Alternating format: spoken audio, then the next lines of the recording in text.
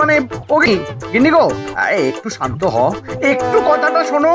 না না, আমি আর কিচ্ছু শুনবো না। এক সপ্তাহ সময় দিচ্ছি, তার মধ্যে মহারানীর মতো ওই সীতাহার আমার চাই চাই চাই। কিন্তু গিন্নি ওটার যে অনেক দাম, আমার কি আর মহারাজের মতো অত টাকা আছে বলো? এই শোনো, তোমার কি আছে আর কি নেই তা আমার খুব ভালো করে জানা আছে, বুঝলে? কিন্তু গিন্নি, একটা কথা কান খুলে শুনে রাখো, এবারে যদি তুমি ওই সীতাহার আমাকে গড়িয়ে না দাও, আমি তাহলে চিরদিনের মতো বাপের বাড়ি চলে যাব। এই আমি বলে দিলাম। আচ্ছা ফাঁপড়ে পড়লাম আমি, কি যে করি। দূর, আর ভালো লাগে না।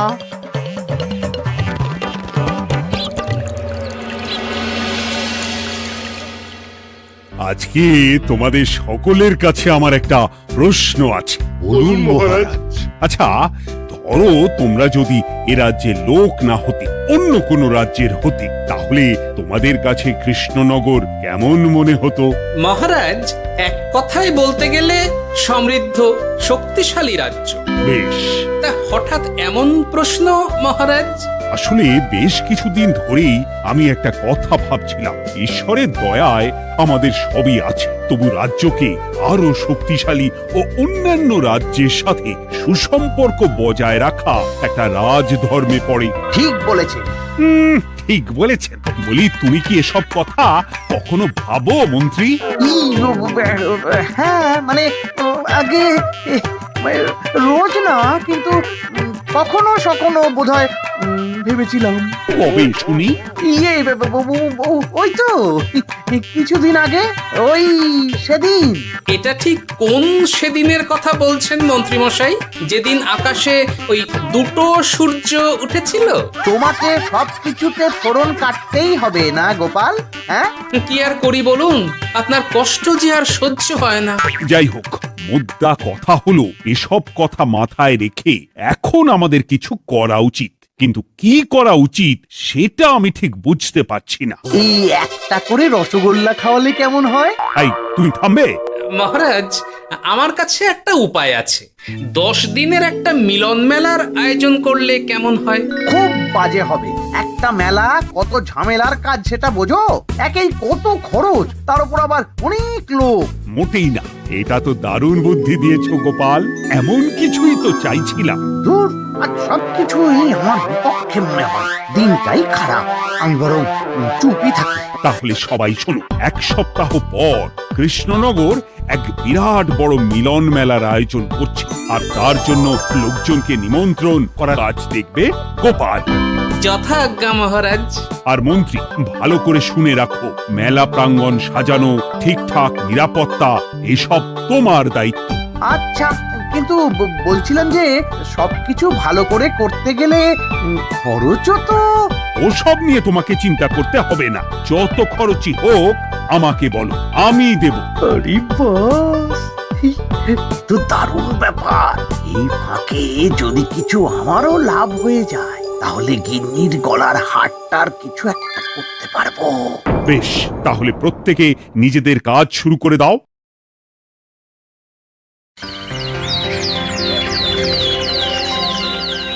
শোনো শোনো শোনো, 1 সপ্তাহ পর কৃষ্ণনগর মেলা প্রাঙ্গণে অনুষ্ঠিত হতে চলেছে 10 দিন ব্যাপী মিলন মেলা। সকল গ্রামবাসীকে এই মেলায় আসার জন্য আমন্ত্রণ জানানো হচ্ছে। শোনো শোনো শোনো।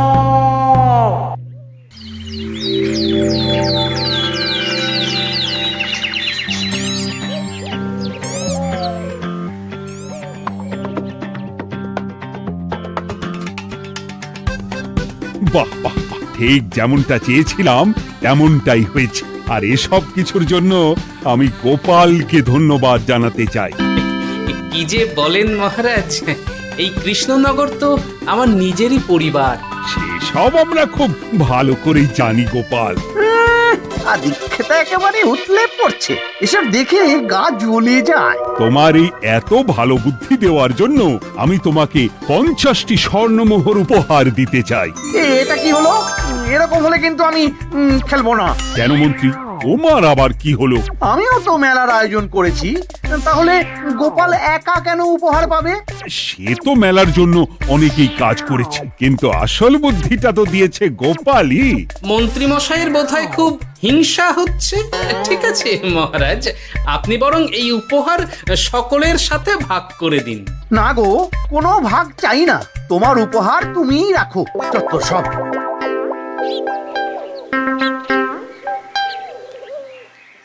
আমার কি এত খারাপ দিন এসেছে নাকি যে আমাকে গোপালের থেকে পুরস্কার নিতে হবে? অনেক হয়েছে। না না না, এবার আমাকেই কিছু ভাবতে হবে মনে হচ্ছে।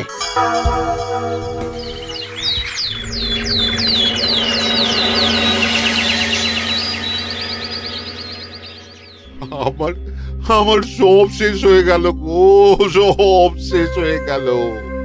এবার এবার আমার কি হবে? মহারাজ, মহারাজ কিছু একটা করুন, মহারাজ কিছু একটা করুন। চিন্তা করো না, আমি দেখছি।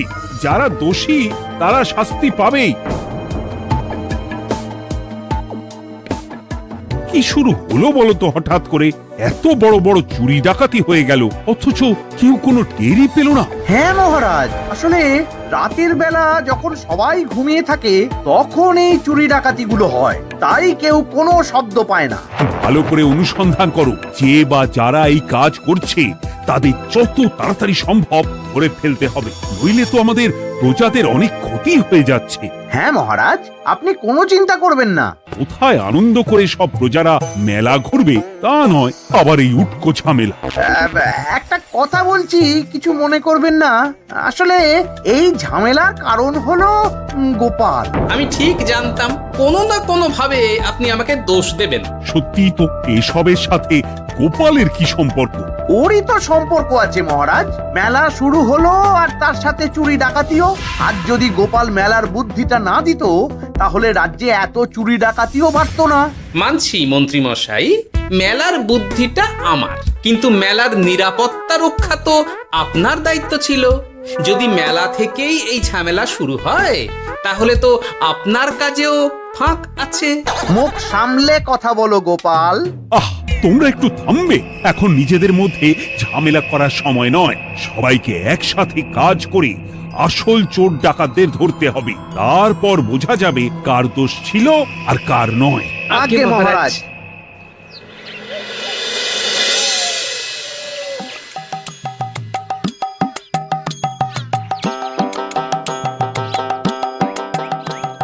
এই তো তুমি এসে গেছো। তাড়াতাড়ি মুখ হাত ধুয়ে বসো, তোমার জন্য একটা জিনিস এনেছি। বলো কি জিনিস? আরে আরে একটু অপেক্ষা করোই না, আমি আনছি। হ্যাঁ বেশ, আনো তাহলে। এই নাও, খাও। মিষ্টি দই। হ্যাঁ গো, খেয়ে দেখো তো কেমন। দারুণ সুন্দর স্বাদ তো গিন্নি। কোথা থেকে এনেছো? ভালো, মেলা থেকে এনেছি। ও জানো, বিনা পয়সায় গো। বিনা পয়সায়? তা কে দিল শুনি? আমি সুজন দইওয়ালা, বড় ভালো ছেলে। শুধু আজ নয়, ও রোজই মানুষকে ভালোবেসে না বিনা পয়সায় দই খাওয়ায়। হ্যাঁ বাবা, বেশ অবাক করা কাণ্ড। আসলে সুজনের দেশের বাড়িতে অনেক জমি জমা, গরু মোষ আছে। ও তাই বলে ওর টাকা পয়সার নাকি কোনো দরকার নেই, তাই ও বিনা পয়সায় খাওয়ায়। হ্যাঁ বুঝলাম। বাবা, খুব ঘুম পাচ্ছে এখন। ও গিন্নি, শোনো না, আমি বরং একটা ঘুম দিই এখন, বুঝলে? তুমি বরং বিকেলে আমায় একটু ডেকে দিও, ওর কাজ আছে। আচ্ছা বেশ। তোমাদের জন্য সেটাই ভালো, কারণ এমনিতেই মহারাজ চোর ডাকাত ধরার জন্য প্রহরীর ব্যবস্থা করছে পুরো রাজ্যে। না না না, সে নিয়ে আপনি চিন্তা করবেন না।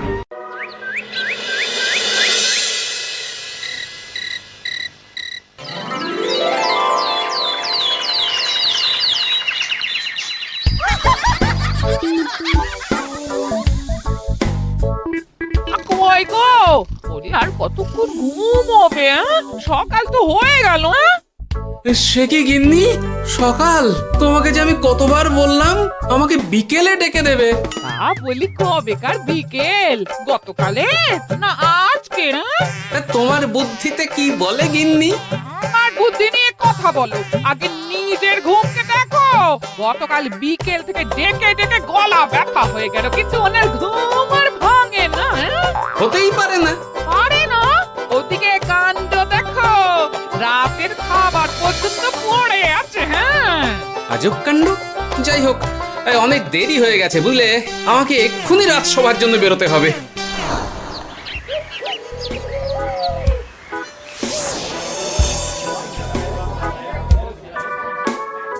বাবা, এত ভিড় কি আছে এখানে? একটু কাছে গিয়ে দেখি তো।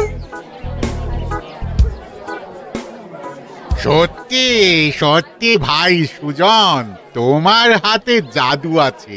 এত সুন্দর মিষ্টি দই, এ স্বাদ ভোলার নয় ভাই। আচ্ছা, তাহলে এই হলো সুজন দইওয়ালা। ভালো মিষ্টি দই আছে, নেবে নাকি গো? পয়সা লাগবে না। জানি তো, সত্যি দারুণ স্বাদ এই দইয়ের। আমি খেয়েছি তো। তবে আজ নেব না গো, কাল এসে নিয়ে যাব। আচ্ছা আচ্ছা আচ্ছা।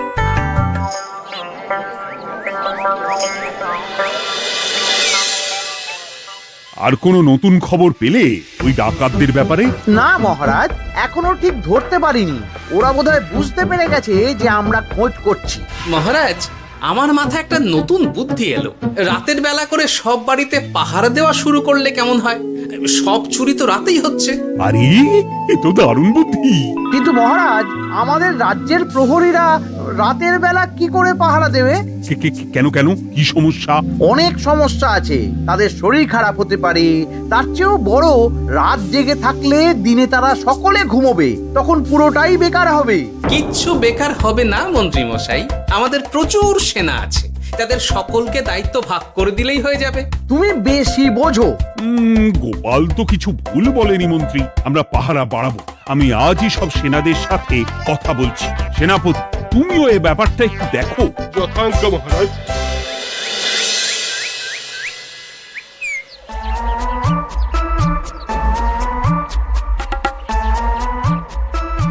চোর ডাকাতদের ধরার জন্য যদি একটা সূত্রের হদিশ পাওয়া যায় তাহলেই কেল্লা ফতে, কিন্তু সেটাই পাওয়া যাচ্ছে না বলেই এত সময় লাগছে। আরে, ওটা মন্ত্রী মশাই মনে হচ্ছে না? আড়ালে দাঁড়িয়ে এরকম কার সাথে কথা বলছে? এবার আমি যা বলছি ভালো করে শোনো। আজ রাতে মেলার পিছনের দিকে যে মাঠটা আছে সেখানে চলে এসো। বাকি কথা ওখানেই হবে। এই জায়গা নিরাপদ নয়। বেশ রহস্যজনক ব্যাপার। মেলার পিছনের মাঠ বলল না? রাতে আমাকেও দেখতে হবে কি হয় সেখানে।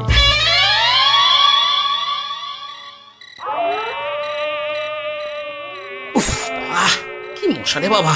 কখন থেকে দাঁড়িয়ে আছি, মন্ত্রী মশাইয়ের পাত্তা নেই কেন?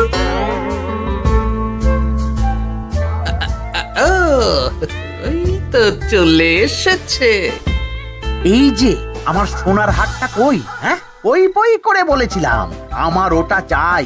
আগে কি আর বলি বলুন তো, ওই হাটটা আমাদের দলের প্রধানের খুব পছন্দ হয়ে গেছে, তাই কোনোভাবেই ওটা দিতে পারলাম না। কি এত বড় সাহস! আমার বলার পরেও তুমি এরকম করলে?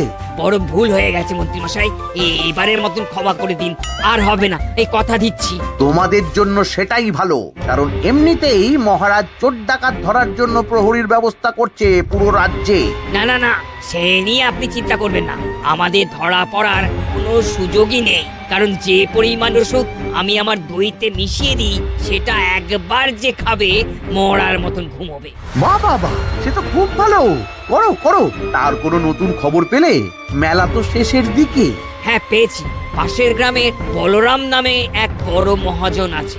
পরশু তার মেয়ের বিশাল ধুমধাম করে বিয়ে। শেষ একটা বড় দান মারতে পারলেই আপনার আমার দুজনেরই শান্তি। আচ্ছা, এই ব্যাপার তাহলে। এসব কিছুর পেছনে মন্ত্রী জড়িত, এইবার বুঝতে পারছি কেন রাতের পাহারাতে ওনার এত আপত্তি ছিল। কিন্তু ওই লোকটা কে? ঠিক আছে, এখন যাও, একটু সাবধানে কাজ করো আর আমার পাওনাটা ঠিকঠাক দিও, কেমন? সে কি সুজন দইওয়ালা? এবার আমার কাছে পুরো ব্যাপারটা পরিষ্কার হয়ে গেছে। না, কালই মহারাজকে সব জানাতে হবে, আর এদের হাতে নাতে ধরার জন্য একটা উপায় ভাবতে হবে।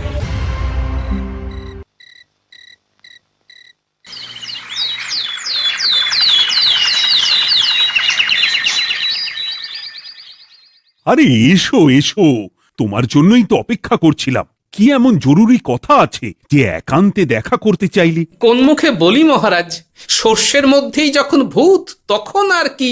মানে একটু খুলে বলো তো কি হয়েছে? আমাদের রাজ্যের এই এত বড় বড় চুরি ডাকাতির পিছনে কারা আছে সেটা আমি জানতে পেরে গেছি মহারাজ। হ্যাঁ, এ তো দারুণ খবর। তাহলে আমরা এখানে কি করছি?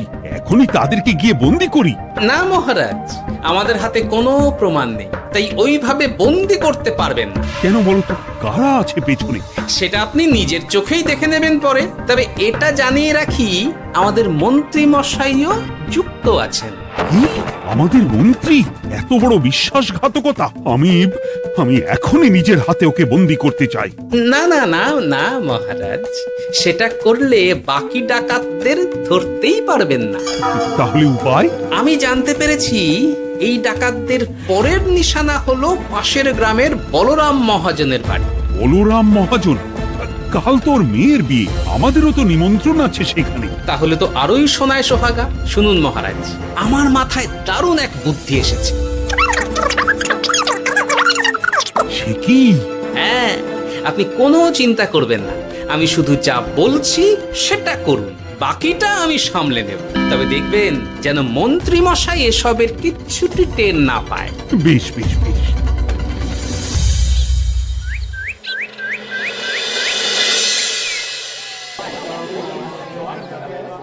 আর তো কিছুক্ষণ, এরপরেই তো সন্ধে নামবে। তোমার সবকিছু তৈরি তো? হ্যাঁ মহারাজ। আরে মহারাজ আর গোপাল কানে কানে এত কি কথা বলছে, আমাকেও জানতে হবে সেটা। ওই যে আসছে মরকটটা, আমার আর ওকে এক মুহূর্ত সহ্য হচ্ছে না।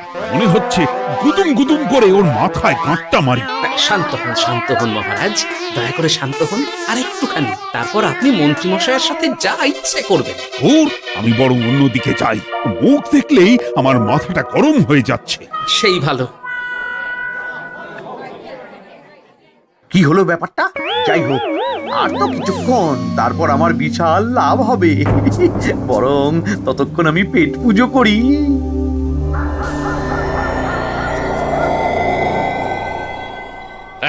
যা যা দামি জিনিস আছে সব দিয়ে দে। এই তো খেলা শুরু। এবার আর আমায় পায় কে? ও বাবা, এরা আবার কারা? সত্যি গোপাল দারুণ চাল চেলেছে। এই তোমরা এখানে কি করতে এসেছো? কেন তোমরা যা করতে এসেছো? ডাকাতি? এমন তো কোনো কথা ছিল না। কার দলের লোক তোমরা? মন্ত্রী মশাইয়ের দলের লোক। এই রে, কি বলছে সব? কোথায় কোথায়? এই মন্ত্রী মশাই, এই কি বলছে এরা? আপনি দু নৌকোয় পা দিয়ে চলছে, আমরা থাকতে আপনি আরো এক ডাকাতের দলের লোককে ডেকেছেন। কি মন্ত্রী? শেষে কিনা তুমি? খেয়েছে রে, আর বোধহয় বাঁচতে পারবো না। কই চুপ কেন? বলুন, মন্ত্রী মশাই সোনার হার ডাকাতি করে আপনাকে দেওয়ার জন্য এখানে ডেকেছেন। কি সোনার হার? আমাকেও তো একই কথা বলেছে। আপনি আমাদের থেকে খবর নিয়ে অন্য দলকে কাজ দিয়েছেন। না না, মিথ্যে কথা। কিসের মিথ্যে? আপনি ছাড়া তো আর কেউ জানতো না এখানের কথা। না গো, আমি শুধু তোমাদেরকেই কাজ দিয়েছি একদম শুরু থেকে। আর কোনো ডাকাতের দলকে আমি চিনি না, আমি তো নিজেই প্রথম শুনছি। মন্ত্রী, লজ্জা করে না তোমার? তুমি আমার প্রজাদের এইভাবে ঠকাচ্ছিলে। ইয়ে মানে মহারাজ, আমি আসলে। অনেক হয়েছে মন্ত্রী মশাই, আপনি ধরা পড়ে গেছেন। প্রহরী, বন্দি করো সবাইকে, আর মন্ত্রীকেও। আমাকে ক্ষমা করে দিন মহারাজ, আমি ইচ্ছা করে এটা করিনি। আসলে আমার গিন্নি কদিন ধরেই মহারানীর সীতাহারের মতো দেখতে হার বায়না করেছে। তার জন্য তুমি নিজেদের লোকেদের থেকেই চুরি করবে? আর কি করব বলুন, এক সপ্তাহের মধ্যে হার না দিলে বাড়ি ছেড়ে চলে যাবে বলেছে। তাই আমি এখন আপনি যেটা করেছেন সেটা যদি আপনার গিন্নি জানতে পারে তাহলেও বাড়ি ছেড়ে চলে যাবে। শাস্তি তো তোমাকে পেতেই হবে মন্ত্রী। আয়, কে আছো? শোনো, মন্ত্রীকে মুখে কালি মাখিয়ে গাধার পিঠে বসিয়ে সারা রাজ্য ঘোরাও, এটাই ওর যোগ্য শাস্তি। আর গোপাল, তোমার বুদ্ধির প্রশংসা করতেই হয়। তোমার পুরস্কার আমি কাল রাজসভায় দেব। দূর দূর, জীবনে বিয়ে করাই ভুল হয়েছে আমার।